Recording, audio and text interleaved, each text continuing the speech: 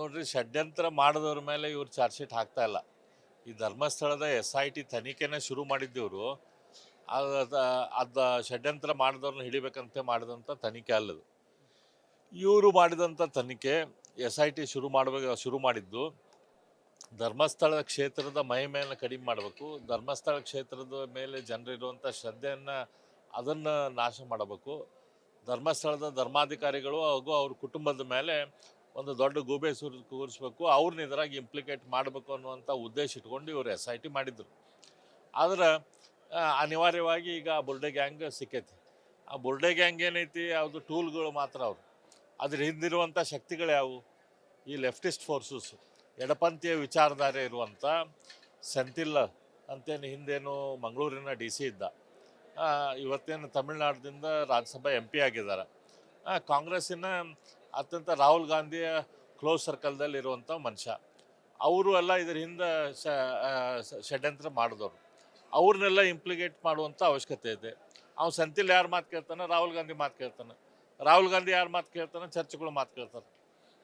So ಹಂಗಾಗಿ ಇವ್ರನ್ನೆಲ್ಲರನ್ನು ಇಂಪ್ಲಿಕೇಟ್ ಮಾಡಿದಾಗ ಇದು SITದ ಸಾರ್ಥಕತೆ ಆಗ್ತೈತಿ. ಆದರೆ ನನಗೇನು ಈ ಕಾಂಗ್ರೆಸ್ ಸರ್ಕಾರದ ಮೇಲೆ, ಸಿದ್ದರಾಮಯ್ಯನವ್ರ ಮೇಲೆ ಯಾವುದು ನಂಬಿಕೆ ಇಲ್ಲ.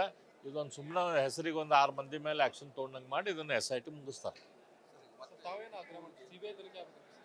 ನಾವು ಕೇಂದ್ರದ CBIಗೆ ಎನ್ಕ್ವೈರಿ ಕೊಡ್ರಿ, ಇದನ್ನು CBI ಎನ್ಕ್ವೈರಿ ಮಾಡ್ತೈತಿ. ಯಾರು ಇವ್ರನ್ನ ಡೆಲ್ಲಿಗೆ ಕರೆಸಿದ್ರು, ಸುನಂದ ಭಟ್ಟಿಗೆ ಡೆಲ್ಲಿಗೆ ಕರೆಸಿ ಅದನ್ನು ಈ ರೀತಿ ಹೇಳ್ರಿ ಅಂತ ಕೋಚಿಂಗ್ ಮಾಡಿದವ್ರು ಯಾರು, ಬೇರೆಯವರಿಗೆಲ್ಲ ಡೆಲ್ಲಿಗೆ ಕರೆಸಿ ಕೋಚಿಂಗ್ ಮಾಡಿದವ್ರು ಯಾರು, ಎಲ್ಲಿ ಮೀಟಿಂಗ್ ಆಯಿತು, ಏನು, ಯಾರು ಮಾಡಿಸಿದ್ರು, ಏನು ವಿಷಯ ಹೇಳಿದ್ರು, ಅದೆಲ್ಲ ಹೊರ ಬರಲಿ. ಅದ್ರ ಹಿಂದಿರುವಂಥ ಶಕ್ತಿಗಳು ಹೊರ ಬರಲಿ.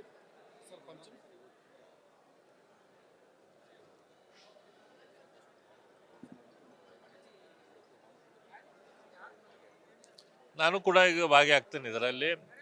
ಲಿಂಗಾಯತರ ಮೇಲೆ ಆದಂಥ ದೌರ್ಜನ್ಯದ ಒಂದು ಕರಾಳ ದಿನ ಇದು. ಹಾಗಾಗಿ ಈ ಪ್ರತಿಭಟನೆಯಲ್ಲಿ ನಾನು ಕೂಡ ಭಾಗವಾಗ್ತೀನಿ. ಬೇರೆ ಬೇರೆ ಎಲ್ಲ ನಮ್ಮ ಕರ್ನಾಟಕದಿಂದ ಬೇರೆ ಬೇರೆ ಕಡೆಯಿಂದ ಬಂದಂಥ ಎಲ್ಲ ಸಮಾಜದ ಪ್ರಮುಖರು, ಹಿರಿಯರು, ನೋವುಂಡವರು ಅವರೆಲ್ಲರೂ ಭಾಗಿಯಾಗ್ತಾರೆ.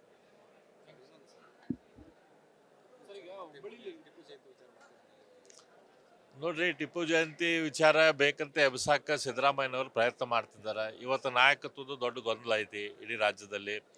ರೈತರಿಗೆ ಇವರು ಒಂದು ನಯ ಪೈಸಾದ ಕೆಲಸ ಮಾಡಿಲ್ಲ. ಇಷ್ಟು ದೊಡ್ಡ ಪ್ರವಾಹ ಬಂದು ನುಕ್ಸಾನಾದರು.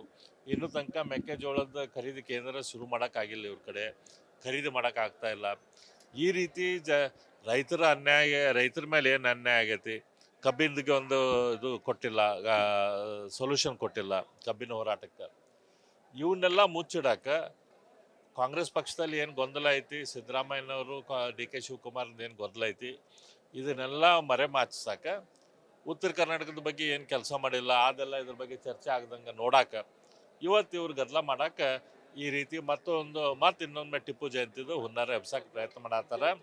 ನಾವು ಇದಕ್ಕೆ ಯಾವಕ್ಕೂ ಮಣೆ ಹಾಕೋದಿಲ್ಲ. ಇವ್ರನ್ನ ಎಕ್ಸ್ಪೋಸ್ ಮಾಡುವಂಥ ಕೆಲಸ ನಾವು ಮಾಡ್ತೇವೆ.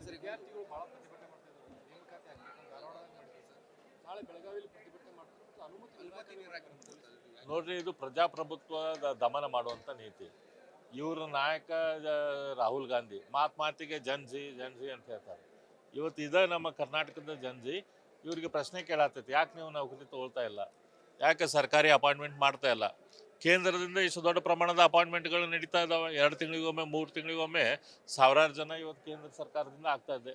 ಈ ರಾಜ್ಯ ಸರ್ಕಾರಕ್ಕೆ ಯಾಕೆ ಆಗ್ತಾ ಇಲ್ಲ ಅಂತ ಪ್ರಶ್ನೆ ಕೇಳಿದರೆ ಇವ್ರಿಗೆ ಉತ್ತರ ಕೊಡೋಕೆ ಆಗತ್ತಿಲ್ಲ. ಅದ್ರ ಜೊತೆ ಆ ಪಾಪ ವಿದ್ಯಾರ್ಥಿಗಳು ಶಾಂತಿಯುತವಾಗಿ ಬಂದು ಇಲ್ಲಿ ಮನವಿ ಕೊಡ್ತಾರಂತಂದ್ರೆ ಅದನ್ನು ಹತ್ತಿಕ್ಕುವಂಥ ಕೆಲಸ ಮಾಡ್ತಾ ಇದ್ದಾರೆ. ಹಾಗಾಗಿ ನಾ ಎಲ್ಲ ವಿದ್ಯಾರ್ಥಿಗಳಿಗೆ ಕರೆ ಕೊಡ್ತೀನಿ, ಯಾರು ಇವ್ರ ಪರ್ಮಿಷನದ್ದು ಏನು ನಿಮ್ಗೆ ಅವಶ್ಯಕತೆ ಇಲ್ಲ. ನೀವು ನಿಮ್ಮ ನ್ಯಾಯಯುತ ಬೇಡಿಕೆ ನೀವು ಮಾಡತ್ತೀರಿ, ನೀವು ಬಂದು ನಿಮ್ಮ ಬೇಡಿಕೆ ಸಲ್ಲಿಸುವಂಥ ಕೆಲಸ ಮಾಡಿರಿ. ಗ್ಯಾರಂಟಿ ನ್ಯೂಸ್, ಸುದ್ದಿ ಖಚಿತ, ನ್ಯಾಯ ನಿಶ್ಚಿತ.